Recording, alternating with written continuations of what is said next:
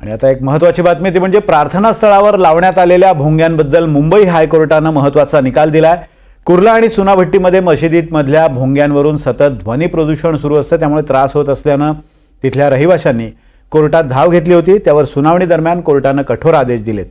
आधी समज द्या, ऐकलं नाही तर थेट लाऊडस्पीकर जप्त करा असे निर्देश कोर्टानं दिलेत। भोंग्याबद्दल कोर्ट नेमकं काय म्हणाले आपण पाहूयात। मुंबईतल्या मशिदींवरच्या या भोंग्यांसंदर्भात कोर्टानं महत्त्वाचा निर्णय दिलाय। कोणत्याही धार्मिक स्थळामध्ये ध्वनिक्षेपकाचा वापर करून आवाजाच्या मर्यादेचं उल्लंघन झाल्यास पहिल्यांदा ध्वनी प्रदूषणाचं उल्लंघन करणाऱ्यांना ताकीद द्या। तरीही कायद्याचं उल्लंघन होत असेल तर अगोदर दंड आणि ध्वनिक्षेपक यंत्रणा जप्तीची कारवाई करा असे थेट निर्देश मुंबई उच्च न्यायालयाच्या खंडपीठानं दिले। कुर्ला नेहरू नगर आणि चुनाभट्टीमध्ये मशिदींमधून होत असलेल्या ध्वनी प्रदूषणाविरोधात जागो Nehru Nagar residents welfare association आणि शिवसृष्टी कोऑपरेटिव्ह हाऊसिंग सोसायटीच्या वतीने मुंबई उच्च न्यायालयात याचिका दाखल करण्यात आली होती। मशिदीच्या भोंग्यांबाबत कोर्टानं नेमकं काय म्हटलंय पाहूया। कोणत्याही धार्मिक स्थळावरील भोंगा हा धार्मिक प्रथेचा अविभाज्य भाग नाही। कुठल्याही धार्मिक स्थळाने ध्वनी प्रदूषण कायद्याचं उल्लंघन केल्यास पहिल्या वेळी ताकीद द्या। दुसऱ्यांदा कायद्याचं उल्लंघन झाल्यास महाराष्ट्र पोलीस ऍक्टच्या कलम 136 अन्वये संबंधित धार्मिक स्थळाला दंड आकारा। तसंच विश्वस्त किंवा व्यवस्थापकांना कायद्याचं उल्लंघन न करण्याच्या सूचना द्या। तरीही कायद्याचं उल्लंघन झाल्यास महाराष्ट्र पोलीस ऍक्टच्या कलम 70 अन्वये ध्वनिक्षेपक यंत्रणा जप्त करा। तसंच संबंधित धार्मिक स्थळाला दिलेली ध्वनिक्षेपक व्यवस्थेची परवानगी रद्द करण्याचीही मुभा आहे। मशिदीवरचे भोंगे आणि त्यातून होणाऱ्या ध्वनी प्रदूषणाचा मुद्दा सर्वप्रथम राज ठाकरेंच्या मनसेनं हातात घेतला होता।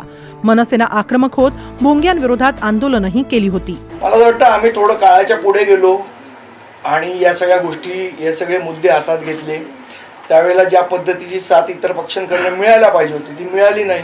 आता निदान कोर्टाने सांगितलंय म्हणून बाकी लोकांना अक्कल येईल अशी आम्ही अपेक्षा बाळगतो। भाजपमधले आक्रमक हिंदुत्ववादी नेते नितेश राणेंनीही कोर्टाच्या या निर्देशांचं स्वागत केलंय। ही कायद्याच्या पेक्षा मोठं नाही आणि म्हणून आमच्या पोलीस खात्याच्या माध्यमातून आता कोणीही अशा पद्धतीच्या कायद्याचं उल्लंघन, जे काही काल माननीय न्यायालयाने सांगितलेलं आहे त्या चौकटीत राहून प्रत्येकाने आपले कार्यक्रम करावेत। त्याचं उल्लंघन कोणीही करत असताना दिसलं, उगाच 5 वाजता कुठलेही भोंगे वाजताना, सकाळी 5 वाजता उगाच कुठलेही भोंगे वाजताना कोणाला दिसले तर कडकची कडक कारवाई निश्चित पद्धतीने होणार। खरं तर धार्मिक स्थळांवरच्या भोंग्यांबाबत सर्वोच्च न्यायालयानं 2005 मध्येच महत्त्वाचे निर्देश दिले होते। त्यानुसार लाऊडस्पीकर किंवा सार्वजनिक ठिकाणी आवाज करणारी उपकरणं लावताना संबंधित अधिकाऱ्यांची लेखी परवानगी घेणं बंधनकारक आहे। लाऊडस्पीकर किंवा सार्वजनिक ठिकाणी रात्री 10 ते सकाळी 6 या वेळेत आवाजाची उपकरणं लावता येणार नाहीत। राज्य सरकार वर्षातून 15 दिवसच रात्री 12 पर्यंत लाऊडस्पीकरची परवानगी देऊ शकतं। लाऊडस्पीकरच्या आवाजाची मर्यादा ही 55 डेसिबलपेक्षा अधिक नसावी। हा कायदा मोडल्यास 5 वर्षांपर्यंत तुरुंगवास किंवा 1 लाख रुपये दंडाची शिक्षा निश्चित करण्यात आली आहे। सर्वोच्च न्यायालयानं जवळपास 20 वर्षांपूर्वी हा निकाल दिला होता, तरीही त्याची कठोर अंमलबजावणी होत नव्हती।